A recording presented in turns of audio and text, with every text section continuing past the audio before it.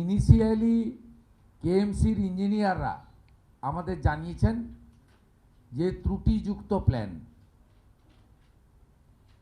বাকিটা টেকনিক্যাল লোকেরা কাজ করছে, রাতে রিপোর্ট পেয়ে যাব, আমি অ্যাসেম্বলিতে জানাবো যে অ্যাকশন টেকেন কি করার আমরা উদ্যোগ নিচ্ছি।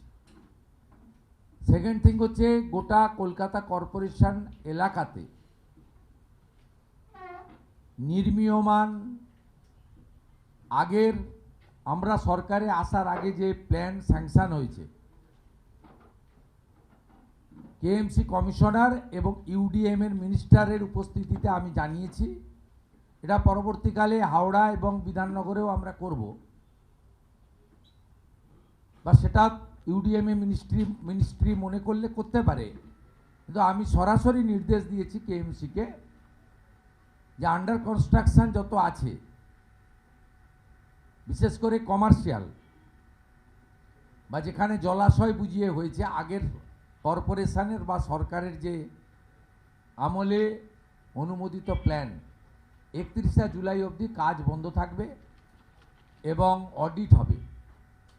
অডিটে PWD, civil defence, fire, Kolkata police এবং কেএমসি থেকে টিম বানিয়ে দেওয়া হবে। চিফ সেক্রেটারি গাইডেন্স দেবেন, তার ডাইরেকশানে টিম তৈরি হবে। সেই টিম